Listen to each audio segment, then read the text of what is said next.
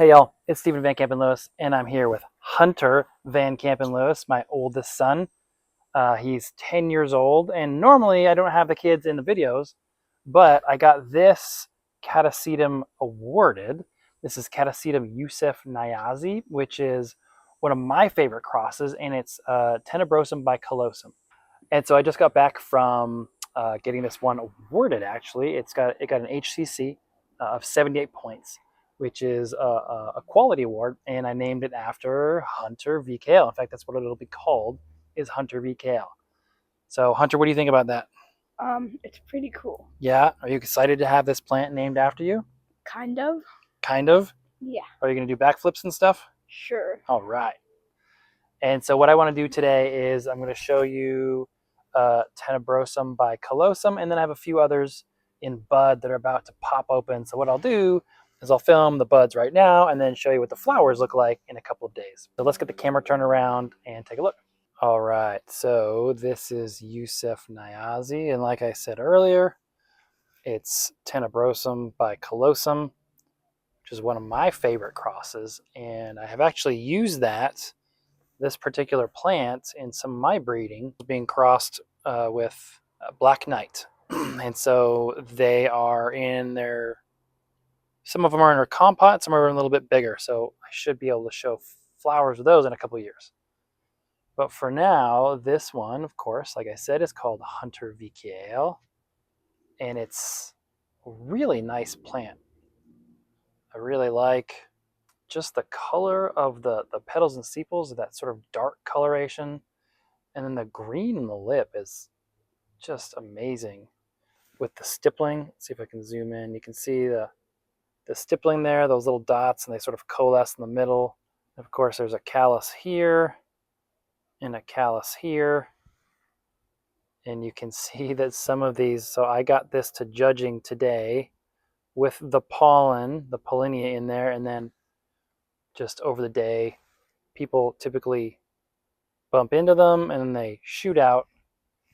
And then, of course, these slowly die over the course of about a day, day and a half. So that's why I want to get this video in now, because this thing is going to fade. In fact, later in this year, this is the first blooming of the year. A plant this size will probably bloom a couple times, especially since there's two growths. So I'm hoping that actually later in the year, I'll get two or maybe three or four spikes, maybe two from each of these new growths, and then maybe another blooming towards fall if it's particularly ambitious. But we'll see. And here I wanted to show some of the photos that Ron Infante took.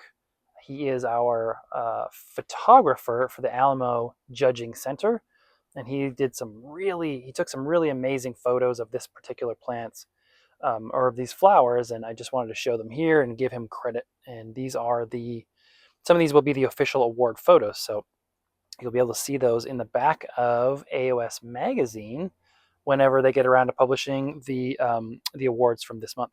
And Grayson is over here waving, saying hi, and he is below the female flowers that are open there, and then in front of the male flowers that are right there. So what I'll do is I will show you what they look like up close. So much to my surprise, these female flowers opened up. I thought they would be bigger, but it turns out they're not. So you can see, compared to my finger, they're fairly small, at least for female Catasetum flowers. And of course, you can tell they're the females because they have that hooded look. And so they're non-recipient, which means they appear to be upside down compared to other Catasetum flowers, at least the males. And I'll show you the males here in a second. These are both Catasetum Desmond Driesward. So what we'll be able to do is compare the female flowers with the male flowers in the back, and you'll see what siblings look like from, actually, I think they're from the same flask. But they're actually really attractive female flowers. A lot of the female flowers, as I've mentioned in other videos, are just these sort of green hooded things, sort of green hooded goblins, but these are actually pretty nice. In fact, you can see on the anther here, or the column, the anther cap is there, and then there's the little teeth behind them, which is kind of cool to see. I don't recall seeing teeth on the column of other female flowers. And so these will last at least a month. These last much, much longer than the male flowers. And they tend to be fragrant. And at least these ones are attractive. A lot of the other ones, like I said, are not all that great looking. So these will stick around for a full month, which is great. And I'll be able to enjoy them for that whole time. Now, that said, they're not nearly as spectacular as those ones over there. So let's take a look. Okay, so this one is also Desmond Driesward, but the buds are just stunning. Like, check these out. They're large, as you can see by my fingers here. They're just starting to open. And so I anticipate these will be fully open probably in the next 2 to 3 days. And the flowers themselves will be these brilliant maroon color or burgundy. I can't really remember which one. But really big flowers. Going to be really nice, and I'll show you what this looks like here in a second. But you can kind of see how those buds are just cracking open. And it's interesting that this one, which is the same age as the one with the female flowers, is throwing the male flowers in a lot of them. And it's kind of frustrating that I would love to have gotten this judged today, but of course it just didn't happen. And I'll show you the flowers here and why I think they are awardable. So of course these male flowers are much more attractive and absolutely stunning.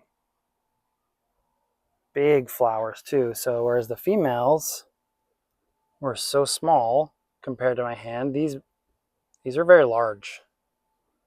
So you can see they're probably 3 or 4 inches across on this really nice pendant inflorescence. And as I'm kind of looking in here, I can see another inflorescence forming there.